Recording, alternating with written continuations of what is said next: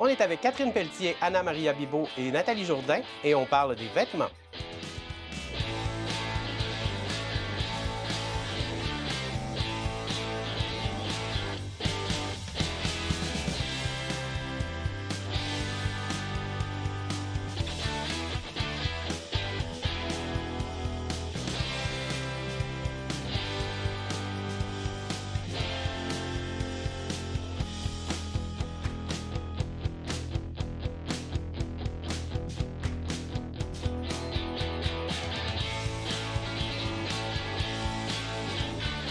Pantalon, pattes d'éléphant et col roulé, le vêtement est parfois perçu comme quelque chose de très glamour, mais certaines personnes s'y intéressent de façon plus profonde. On a des invités aujourd'hui qui sont particulièrement intéressés par le vêtement et on commence par toi. Comment est-ce que le vêtement est entré dans ta vie comme une passion, évidemment?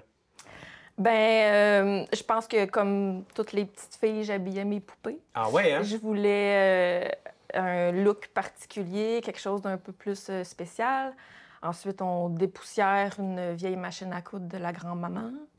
On commence à taponner un peu avec ça.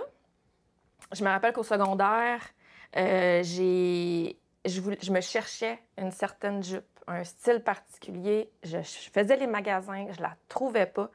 Je me suis dit peut-être bien qu'il faudrait que je m'affasse. Ça, je trouve que c'est vraiment intéressant parce qu'effectivement, il y a un peu de ça dans le caractère des gens qui font de la mode. Fait que toi, dans le fond, dans la vie, maintenant, tu es designer de mode. Oui. Puis c'est vraiment la frustration de ne pas trouver ce qu'on aimerait trouver, finalement. Oui, ce qu'on voudrait. Bien, moi, je me fie comme ça. Qu'est-ce que j'aimerais porter? J'imagine que d'autres ont le goût aussi. Qu'est-ce que je cherche, puis tout ça. Mais j'ai étudié en mode aussi. Okay. Je suis allée... j'ai fait mes 3 ans de cégep au campus Notre-Dame-de-Foix à Québec. Okay. J'ai étudié là-dedans. Quand on sort de là, bien, on a un diplôme. Mais j'ai fait plein d'autres jobs que ça. Mais toujours avec ça. Toujours avec la couture. Je sortais des collections, je faisais des vêtements, je vendais à des amis. J'ai ouvert ma boutique en ligne. Je faisais des gros lancements. Puis j'avais ma job à temps plein en même temps. Là, à un moment donné, bien, est arrivé un enfant. Après ça, un deuxième enfant. Fait que là, je trouvais que je commençais à manquer de temps un peu. À travers tout ça, je voulais pas que... J'étais pas capable de laisser ma passion couture mourir comme ça. Je voulais pas que mes enfants écopent non plus de mon manque de présence. Fait que j'ai décidé de prendre un sans-solde d'1 an de ma job que j'avais à temps plein. Puis, bien, ça fait 7 ans. Ça va faire 7 ans au printemps que j'étais à temps plein dans Capé. Je suis jamais retournée Ça, c'est quand même particulier parce que c'est peut-être le rêve de beaucoup de gens, mais c'est pas nécessairement évident. C'est un gros step. Ouais.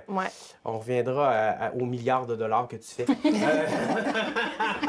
C'est un milieu plus difficile qu'on pense, peut-être. Ben, parlant de milliards de dollars, non, c'est pas vrai. Je sais que ta passion a commencé peut-être un peu plus par les voyages, à moins que je me trompe. Oui, c'est ça, exactement. Ben, nous, la boutique, ça a commencé, boutique nomade, on s'appelle boutique nomade parce qu'au début, on faisait des kiosques. J'ai rencontré mon chum, ça fait 30 ans qu'on est ensemble cette année, on est en affaires ensemble. On a toujours travaillé ensemble. Pour nous, c'était comme une évidence, là. Mais on a commencé par un voyage. Puis, on a voyagé en travaillant. On a travaillé en Suisse comme serveur, mais on a aussi travaillé au Japon comme vendeur dans la rue. On travaillait pour des Israéliens. Et puis, on vendait des bijoux. La scrap, là. Ah, OK. La scrap. Puis, à un moment donné, on était bons vendeurs. On était quasiment comme des amuseurs publics, tu sais. Puis, on s'est découvert comme... On était bons, tu sais. Puis, eux autres, ils nous ont confié leur entreprise. Bon, on travaillait comme... job d'étudiant, de voyageur, tu sais, sans trop un permis légal, puis tout. Puis là, moi, j'ai regardé ça, puis on faisait des sous. Et puis j'ai dit à mon chum, si on est capable de vendre de la cochonnerie à des prix de fou, parce que les autres, c'était le prix qu'ils achetaient, là, plus c'était cher, plus ça se vendait. Tu sais, je pense que c'était particulier. J'ai dit, on est capable de vendre des belles affaires chez nous. Ouais. Fait qu'on a commencé à acheter des choses, puis à vendre dans les kiosques. Puis tranquillement, pas vite, on s'est dit, ah, on aime ça, ça marche bien. Fait on cherchait une place pour être saisonnier. Ça nous a amenés à Sainte-Luce-sur-Mer. Puis on a ouvert notre première boutique saisonnière. Puis ça marchait bien. On importait des choses, on importait aussi pour vendre. Puis nous, notre approche, c'était vraiment d'aller vers les gens, acheter des choses éthiquement, tu sais, vraiment aller proche des producteurs, tout ça. Puis tout ça, on a fait ça pendant 7 ans. à Sainte-Luce, saisonnier. Puis à un moment donné, on a décidé d'avoir pignon sur rue. On a trouvé un beau local à Rimouski, puis on a ouvert sur la rue principale. Puis là, depuis, on a ouvert un autre magasin plus grand, avec une tonne. On a plein de fournisseurs de partout dans le monde, mais beaucoup québécois. Fait que c'est ça. Je sais plus c'était quoi la question. Non, mais c'est un parcours. Ben, c'est justement à propos de ton parcours. Oui. Ton parcours est vraiment hallucinant. J'ai essayé de le résumer. Fait que c'est assez incroyable de savoir que tu vas compétitionner Simons bientôt. Donc, Je sais pas, je vais me rendre là. puis de ton côté, comment ça... Moi, j'ai un parcours qui ressemble à Catherine un peu. J'ai étudié en mode, mais moi, ce qui m'a attirée vers la mode, c'est vraiment le dessin. Moi, dans ma jeunesse, j'ai pris des cours de peinture, je dessinais énormément, puis j'étais vraiment comme, je veux aller étudier dans quelque chose que je vais pouvoir dessiner dans mon métier. Puis finalement, je dessine pas pantoute dans mon métier, là, c'est ça le final, mais au moins, je l'ai fait dans mes études. Puis, je suis une fille qui aime ça fabriquer. Moi, je suis vraiment comme, j'adore comme qu'on mette des morceaux de tissu ensemble puis que ça crée une forme. Okay. Fait que j'ai ma ligne de vêtements depuis 13 ans. Je vais en ligne en boutique. J'ai une boutique à Québec, ça s'appelle Cœur de Loup. Puis, ça ressemble à ça, là. J'aime beaucoup la mode, mais la mode pratique puis confortable, c'est ça. Ouais, là, c'est ça. Là, on rentre dans quelque chose, parce que là, tu as dit pratique et confortable. Ça a l'air simple, hein, mais c'est compliqué tout ça. Là. C'est peut-être la raison pour laquelle aussi il y a des gens qui sont vraiment pas à l'aise avec le vêtement, avec comment agencer les choses comme ça. Vu que vous êtes des pros et des spécialistes, est-ce que vous avez une attitude, une approche, ou comme est-ce que vous, des fois, vous conseillez des clientes ou vous dites, tu sais, faites-en pas avec ci ou avec ça, comme la première idée qui te vient en tête? Bien, moi, j'ai de la misère. J'ai de la misère avec les gens qui font « Ah, ben moi, je porterai pas ça parce que je suis pas grande, parce que je suis rousse, parce que... » Moi, j'ai de la misère avec les limitations qu'on se donne. Il y en a qui me disent « Ah, c'est quoi les tendances cette année? » Porte ce que t'aimes, porte ce qui te sent, que tu fais, que ce qui te fait te sentir bien, à l'aise, confortable. Je pense que c'est le premier réflexe que tu devrais avoir, au-delà de la tendance est ouverte cette année, je vais porter... Non, c'est pas nécessasaire, ça, là. Bon, pas besoin de savoir la couleur Pantone de l'année. À mon avis, à moi, là, non. Mais je pense qu'on est quand même influencé par tout ça sans s'en rendre compte. OK. C'est ça. Sauf que je pense qu'avec les médias sociaux de nos jours, les modes, ça va plus vite, là. Tu sais, c'est pas une grande tendance qu'on suit, c'est des tendances qui arrivent comme par magie, là. Puis, fait que c'est ça. Tu sais, comme là, mettons, cet été, le film Barbie, le rose, là, ça faisait vraiment partie de... Moi, c'est venu comme toute seule dans ma collection, sans que je veuille nécessairement suivre la tendance. OK. Mais on est influencé quand même, je pense, là, par les tendances. Ça va vite, mais les choses restent plus longtemps, par exemple. Ah oui? Moi, je trouve. Tu sais, comme là, mettons, tu parlais de pattes d'éléphant en introduction, mais c'était vraiment, t'es dedans, là. Parce que, bon, mettons, il y a la patte d'éléphant. OK, la patte d'éléphant revient, ou la taille basse revient, mais c'est pas tout le monde qui est capable de porter ça, là. Ouais. Tu sais, ce que tu disais, c'est vrai. Moi, je réponds beaucoup, tu sais, moi, je suis plus du côté, je sais pas, peut-être vous autres aussi, mais du côté service à la clientèle, là. Puis, tu sais, d'abord, les gens viennent, ils ont un besoin. Tu sais, ils viennent... parce que des fois, on peut penser que c'est anodin ou c'est superficiel, le vêtement. Au contraire. T'sais, on mange, on boit, on s'habille. Là, ça reflète qui on est, les vêtements, où on veut que ça reflète qui on est. Mais moi, ce que je vais, c'est vraiment... On parlait de confort, puis besoin de la personne. C'est vers ça que je vais me centrer. Puis quand je vais conseiller quelqu'un, je vais toujours retourner vers elle. Elle dit, trouves-tu que ça me fait bien? Comment tu te sens? Ouais. Puis je le vois aussi, je l'observe aussi, comment les gens se sentent. Est-ce que Moi, je veux toujours retourner. Moi, les gens sortent beaucoup des cabines pour me montrer. Ça, je trouve que c'est un bon signe. C'est-à-dire qu'ils se sentent assez à l'aise. Pas tout le monde, mais la plupart des gens, on le remarque dans notre clientèle, ils sortent et ils veulent notre avis. Fait que là, je veux toujours... tu sais, elle sent peut-être que c'est la plus belle affaire qu'elle s'est mise. Mais ça va paraître. Ça va paraître. Ça va paraître, puis ça va bien y faire. Oui. C'est ça, l'affaire. C'est que je pense qu'il faut centrer sur la personne. Si on est bien dans cette couleur-là, ça va paraître. Oui. C'est pas juste une question de « c'est-tu ma palette de couleurs? » Puis les gars, eux autres, ils font tout. Faites-vous des vêtements pour hommes? Non, jamais vous avez eu l'occasion de travailler avec les gars, de ton côté? Bien, moi, j'ai déjà eu des vêtements pour hommes. J'ai de la demande, mais c'est comme difficile parce que les gars sont plus conservateurs. Puis nous, tu sais, il faudrait avoir... je sais pas, c'est difficile de se démarquer chez l'homme. OK. Moi, je pas me un le fais marché souvent facile. demander. Oui, on se le fait demander. Ça m'inspire plus ou moins OK. de faire des vêtements pour hommes, mais je pense que dans le créateur québécois, il y a vraiment un manque pour l'homme qui voudrait être un peu plus Vraiment. mode.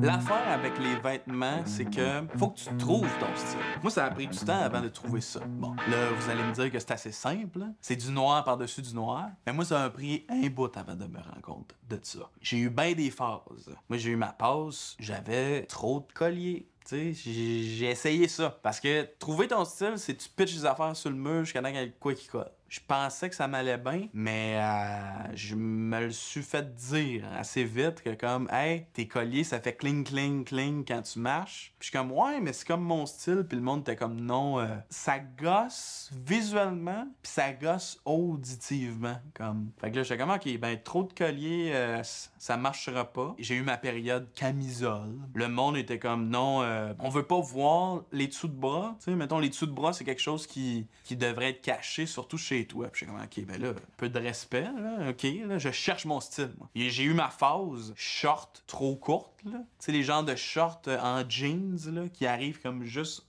en bas des sous-vêtements. On m'a dit, tu devrais travailler sur ton ratio cuisse-pantalon. Puis j'étais comme, le ratio cuisse-pantalon, j'ai jamais pensé à ça. Puis il était comme, ouais, ça serait comme le fun que le ratio, ce soit 0 cuisse, tout pantalon. Je suis comme, OK. Ben, I guess que le monde aime pas voir ma peau. Mais je pense que le noir, manche longue, c'est parfait. Tout ça pour dire que tout le monde a un style. Il faut que tu essaies des affaires pour le trouver. Donc, je suis confiant que vous allez trouver votre style. Il faut juste que vous essayez.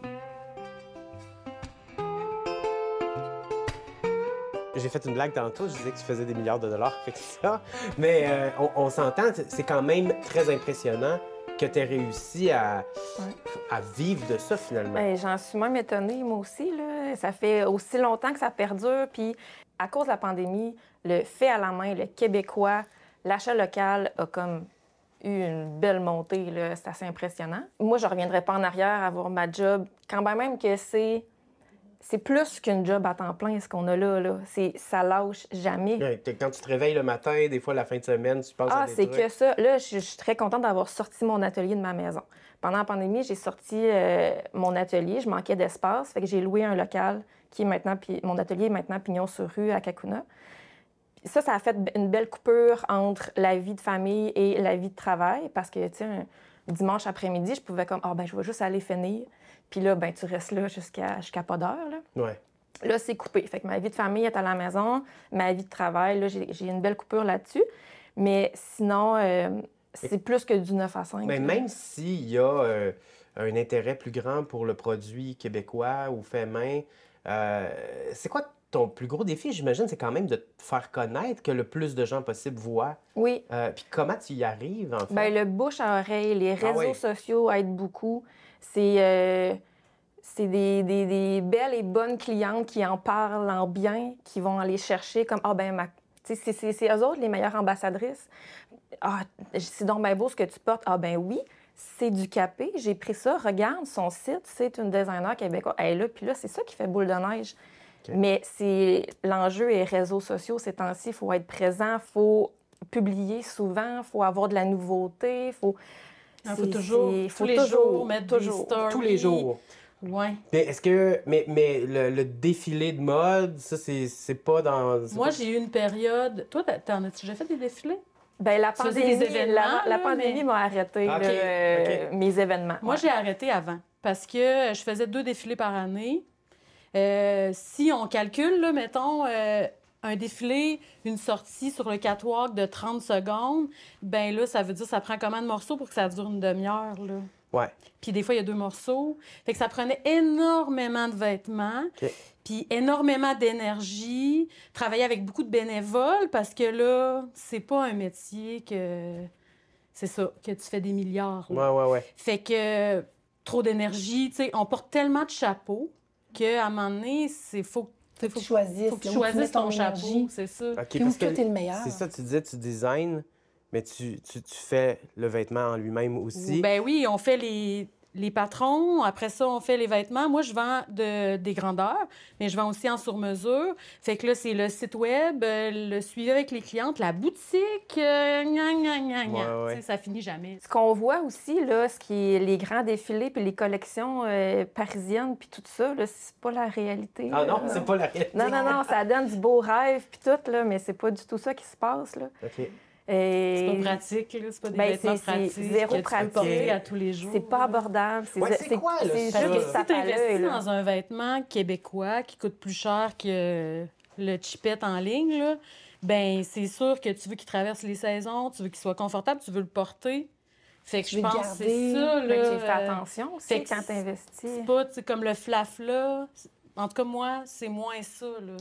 Pour les gens qui sont moins habitués, justement, là, la mode, là, la grosse industrie de la mode que on peut voir des fois, justement, à la télé, puis qu'on... Je veux dire, la première réaction, évidemment, on rit de ça parce que ça a pas de l'air d'avoir pas de bon sens connecté avec pantoute, nos là. besoins. Non, c'est pas la Pourquoi on fait ça? C'est quoi le but de ça? Ben ça, Ben, c'est plus de l'art. Ah, c'est... Ah, OK, OK, OK. C'est un mode d'expression aussi, la mode. Ouais. Ça dépend de ton besoin. Tu sais. Moi, j'habille des gens pour des funérailles, pour des mariages, pour une nouvelle job, quelqu'un qui a perdu du poids, qui a gagné du poids, qui veut changer son garde-robe pour plein de raisons.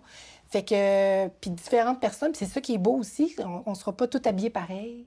Puis on va voir chacun nos... On a parlé tantôt du côté peut-être un peu superficiel. Vous avez tout mon respect parce que vous travaillez à la sueur de votre front, des entrepreneurs. Mais il y a une maladie qui s'appelle le fast fashion. Peut-être expliquer un peu, c'est pas qui veut se lancer, là, pour expliquer un peu qu'est-ce que c'est pour les gens qui connaissent pas le fast fashion. Comme... Mais le fast fashion, c'est des dizaines corrigez-moi si je me trompe, des dizaines de collections par année. Et plus, même, Et si plus, on parle c'est de ça. Une grande Shein, chaîne là, de magasins. truc Oui. de mort, là, Shein. C'est Ben, OK, Shein, ça, c'est une chaîne de magasins. C'est le pire. Oui. là. Puis dans le fond, Puis lui, là, il y a- sort y a- à des trucs à tous les jours. Là. à tous les jours, Oui. des nouveaux Des vêtements. morceaux Oui. à 10 piastres, des C'est Oui. des prix ridicules, c'est pas fait éthiquement, ils font ça dans des pays sous-développés, les personnes sont sous-payées, Les conditions de les travail. conditions de C'est travail, ça, c'est pour minable. la Le personne qui le tissu, fabrique, mais aussi pour le tissu. Puis ça vient d'outre-mer. Fait qu'en plus, il y a Ouais. le transport. Ah oui. Il arrive à vendre des morceaux C'est- à moins de 10 $. Ah oui, ben Ouais. c'est Mais si on- dérisoire, les Si, prix. mettons, la robe est 10 piastres, imaginez qui a été payé, Non, ça a combien pas de pour sens, découler de tout ça. Il y a du tissu là-dedans, il y a de la main-d'œuvre, et personne ne peut être payé d'une bonne façon. Si tu achètes en ligne un vêtement cheap, là, puis que ça fait pas, puis que tu veux le retourner, ben eux, quand ils le reçoivent, ils le jettent. Ah oui. Parce que on commencera pas à gérer ça, ça coûte trop cher de le regérer pour le revendre. Mais que ça doit avoir des conséquences écologiques assez désastreuses. Ouais. Dans le fond, Ben déjà, oui. il y a l'import-export, mais tu sais, j'imagine qu'ils se soucient pas non plus du type de teinture ou... Ben non, puis même oui. ce morceau-là ne durera pas dans le temps à OK. cause de la qualité, la piètre qualité de la matière. Ouais, c'est ça. OK, ça coûte... OK, ça, c'est intéressant parce que le consommateur, lui, là, tu sais, mon oncle qui nous regarde, là, s'il a le choix de payer 10 piastres pour un chandail ou de payer 25, 35, 55 $ pour un chandail, c'est pas la même affaire. Par contre, c'est ce que je comprends, c'est que la plupart du temps, on le met au lavage, Ben, il 2 sera- fois, c'est fini. C'est là. ça, il sera pas content Ouais. de l'avoir porté 2 fois, lavé une fois, puis il est troué, puis il fait plus, déformé. Et nous, je pense qu'on est complètement à l'opposé. On est Ah, plus on dans va le se slow fâcher, là. fashion. Mais tu sais, on travaille aussi pour... tu sais, moi, j'en ai des réactions dans mes boutiques, tu sais, Ouais. genre, Ouais. je paierai Ouais. pas. Puis même, Oh. c'est rendu... Tu sais, parce que moi, je vends quand même une certaine qualité, même si j'ai des vêtements d'un peu partout, j'ai du designer, mais il n'y a pas tant de différence en plus. Ah oui? Entre- Ouais. Non, je sais pas si vous pouvez en témoigner, mais tu sais, il n'y a pas tant de différence des fois entre un vêtement fait à l'étranger quand même de bonne qualité, mais que la valeur ajoutée du Québécois, il y a, tu sais, il y a plus Les la prix différence. sont Ben, relativement Puis c'est similaires. plus Mais autant tant qu'à ça, qu'avant. est-ce que les gens ils vont plus vers le québécois, tant qu'à regarder Oui. le prix, puis ils Ben font comme, oui. ben là, tant Mais moi, qu'à j'essaie acheter de les italien. éduquer à Ouais. ne pas regarder le prix, justement. Ouais. Tu sais. C'est ce qui prime. Tu n'achètes pas un prix, tu achètes un vêtement. Puis moi, ce que j'ai remarqué, puis ce que même mes clientes me disent, c'est que quand tu achètes un vêtement pas cher, comme on parlait du fast fashion, là, ben si tu le portes pas tu le portes juste une fois ou s'il reste dans ton garde-robe, tu ne l'as pas payé cher. Tandis que quand tu investis dans un vêtement québécois ou avec une fibre écologique qui va durer longtemps, que tu as mis un prix, tu n'as pas le même engagement. Ben non. Hein? C'est quelque chose que tu as payé 5$, tu t'en fous, tu accumules. Fait que les gens ont tendance à accumuler, mais quand c'est un vêtement que tu as payé 150 ta robe, tu l'as payé 200, 250. Tu as pensé à ton achat. Oui. Tu as choisi, là. Tu Tu fais attention, tu le laves comme il faut, tu veux le porter. Oui, c'est ça. Ouais. Alors là, c'est ça. Mais c'est assez fascinant parce qu'on a parlé des tissus puis de la diversité des possibilités avec les tissus.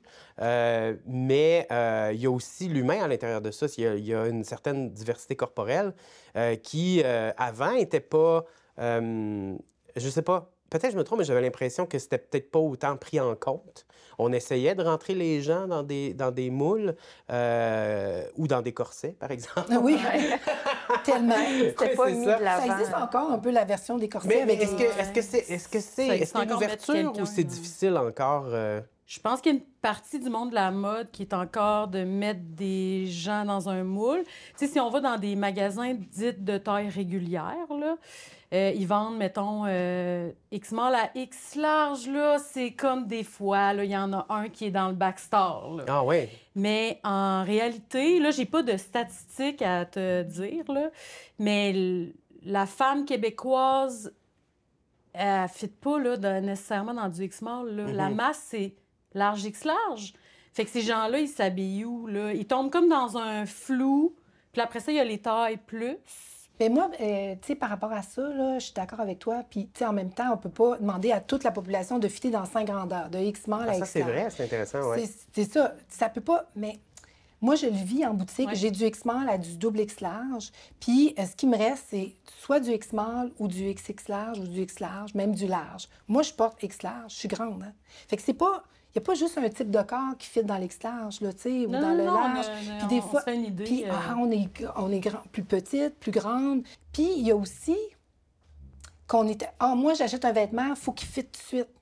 Tu sais, là, Moi, j'entends sur ça souvent. mesure, là. Moi, Oui. je fais de la confection sur mesure. Fait que Oui. je prends les mensurations Ouais. de la cliente pour faire le C'est vêtement. hot que tu puisses Puis te dans permettre mon ça. utopie là, de mon entreprise de rêve, mais comme c'est pas possible, je ne vendrais plus de taille. Ça serait OK, que ça n'existerait pas une taille. Là. Ça Non, serait... parce que je trouve que c'est comme... Les commentaires, « Oh non, ben non, je peux pas acheter ça, c'est du X large. Hey, pour ouais? vrai, on Ah s'en fout, là, mais il y a encore Oui, ça. c'est là, vrai. de la J'ai grandeur. pas été dans- posée. Je vais t'en couper l'étiquette. Moi, je mets pas de grandeur C'est dans bon, les vêtements ça. sur mesure. C'est fait vraiment, c'est ta grandeur à toi, selon... Puis on se dit tout de suite, ah, les grosses personnes. Non. Non. Les petites personnes, Non. les longs bras, les proportions. J'ai plus de seins que de hanches. Vraiment. Puis moi, j'ai la chance de ne pas avoir un corps standard. Fait que ça fait que quand j'en parle en ligne, sur mes réseaux sociaux, ben il y a une confiance. Là. Tu sais, j'ai déjà eu des employés qui étaient, mettons, une small, puis elle avait vraiment de la misère à vendre Ça, c'est aux vrai, ce que tu dis là. personnes C'est taille tellement vrai. forte. Ah Parce ouais? que, Ils se sentent pas à l'aise, tu sais. c'est ça. Moi, avec moi, ils se sentent à l'aise. là. Puis, Ouais. tu sais, moi, je rentre dans ta bulle, je prends tes mensurations. C'est comme... Faut que je te mette à l'aise, là. Fait que c'est plate, mais les gens qui sont taille plus, ils sont souvent pas respectés dans les boutiques. Puis là, ben ça fait que leur confiance en eux, quand ils viennent magasiner du linge, elle est un peu brisée, tu sais. Ouais. Je pense que la meilleure des choses, c'est de célébrer la diversité Oui. et de faire comme moi et de se convaincre qu'on a des corps de dieu grec. Alors, merci ça. beaucoup d'avoir participé à l'émission. Merci à toi. Santé.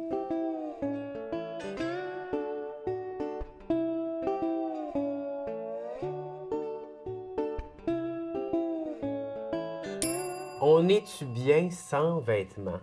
Oh, c'est là qu'on s'en va, là. C'est là qu'on s'en OK. va. Non, je blague parce qu'en fait, je sais que tu viens nous parler de vêtements aujourd'hui, fait que... J'ai envie de te parler de tissus de l'avenir. Les tissus de Ouais. l'avenir. Tu sais, on connaît le coton, le polyester, le velours. Je sais que tu aimes bien ça, La t'habiller de velours. velours. J'adore la vélo. Les tissus qu'on va voir dans les prochaines années se développer, OK? Tu sais peut-être qu'il existe du cuir fait à partir de végétaux. On parle de cuir d'ananas, par exemple, qu'on appelle le pinatex. On parle de cuir de raisin, de cuir de champignon aussi. Ça, je savais pas que ça existait, du musquin. Un cuir de champignon. Du cuir de fruits aussi, ça se répand de plus en plus. Question d'éviter d'abattre de pauvres bêtes pour se vêtir de cuir. Il existe donc des cuirs végétaux. Ça, c'est quand même de plus en plus connu. j'ai poussé mes recherches plus loin et je suis tombée sur des tissus. Je suis pas sûre que j'ai envie que ça se développe tant, ces tissus-là. Comme du cuir de tofu, genre. Genre, ça existe-tu du cuir de tofu? Je sais pas, mais tu me parlais de cuir de légumes, alors. Je vais faire une petite recherche Google tantôt. Ben oui, on sait jamais. Non, j'ai envie de te parler du mucus de poisson. Ah, qui est utilisé pour créer des tissus. Puis c'est ça que je suis pas sûre que je veux que ce soit l'avenir. Je t'explique. C'est la marine américaine qui est allée là, à la pêche là, dans l'océan pour trouver ses prochains textiles synthétiques. Et des scientifiques du Surface Warfare Center ont fabriqué des vêtements à partir d'une substance gélatineuse qui est produite par la myxine du Pacifique. La myxine, c'est une espèce de... Ça ressemble à une anguille. C'est un vertébré aquatique marin qui ressemble à une anguille, là, mettons. La myxine du Pacifique. Et elle produit une substance qui ressemble à de la gélatine, qui ressemble à du mucus quand elle se sent menacée. OK? C'est une espèce de... C'est ça. C'est gluant, c'est filamenteux, c'est dégueulasse et ça obstrue les branchies de son agresseur. C'est comme ça qu'elle se défend, la myxine du Pacifique. Et là, va savoir pourquoi les gens de la marine américaine se sont dit « Mon doux, je vais prendre cette morve de poisson-là puis je vais essayer d'en faire un beau gilet. » Un beau gilet. Mais le mucus des myxines ont vraiment des propriétés intéressantes. Il paraît que c'est très doux. Ah ben oui, on s'imagine. C'est très résistant aussi. Ça s'étire au contact de l'eau et ça se dissout très bien par la suite. Ah oui. Tout ça est un petit peu étrange. Regarde, la marine américaine ne dévoile pas tous ses secrets. Non, c'est sûr. Mais reste qu'on espère remplacer les matériaux synthétiques utilisés dans l'armée par donc, du mucus de poisson. Ça, c'est un des tissus qu'on pourrait peut-être voir prochainement là, dans les grandes surfaces. Sinon, on utilise certains plastiques de façon bien particulière dans certains textiles. C'est les scientifiques de l'université Stanford qui ont inventé une façon d'intégrer un textile à base de plastique à la fabrication traditionnelle de vêtements. Et ça sert à rafraîchir les gens qui portent ces tissus-là. Oh. C'est comme un chandail là, qui te rafraîchit quand il fait 40 degrés à l'extérieur. Ça, c'est quand même cool. Ben oui, mais c'est contre-intuitif parce que quand on s'habille avec un vieux sac en plastique, il fait chaud. Oui, excuse-moi, pendant un instant, je t'ai comme vu dans un sac de poubelle noire, puis je trouvais ça fabuleux. C'est un plastique qui permet à la chaleur du corps, en fait, de s'évaporer. Fait que quand on le porte, c'est ça, on est vêtu de plastique, mais on n'a pas chaud, ce qui est quand même hallucinant. Puis on a moins recours à la climatisation aussi en portant des vêtements rafraîchissants. Fait que c'est bon aussi pour l'environnement. Puis finalement, ça aussi, c'est un truc que je trouve intéressant. On le mentionnait, on en a déjà parlé, il y a énormément de déchets créés. Comment on peut utiliser ces déchets-là? On peut en faire de l'énergie, mais on peut aussi en faire des vêtements. L'équipe de soccer allemande du Bayern de Munich et l'équipe espagnole du Real Madrid portent des maillots qui sont tissés intégralement de déchets. C'est des déchets qui ont été tissés pour créer ces fameux maillots-là. On a réutilisé des sacs de plastique, des détritus trouvés dans l'océan. C'est impossible de distinguer ça, là, ce tissu de déchets-là, d'un coton régulier. C'est confondant. Et l'objectif d'Adidas, c'est d'éliminer tout ce qui est tissu courant de ces vêtements pour vraiment se pencher sur la fibre faite à partir de déchets de l'océan, puis en même temps nettoyer les océans parce que c'est très bon aujourd'hui d'être une compagnie qui dit qu'il sauve les océans. Ben oui, c'est plus écologique. Ouais. Hein. Mais en tout cas, merci beaucoup pour toutes ces informations. Je vais de ce pas chercher mon chandail en mucus de myxine pour te montrer qu'est-ce que ça fait. Je vais juste me tenir loin de toi pendant que tu le portes, c'est correct? Ah, c'est correct, c'est comme tu veux. OK.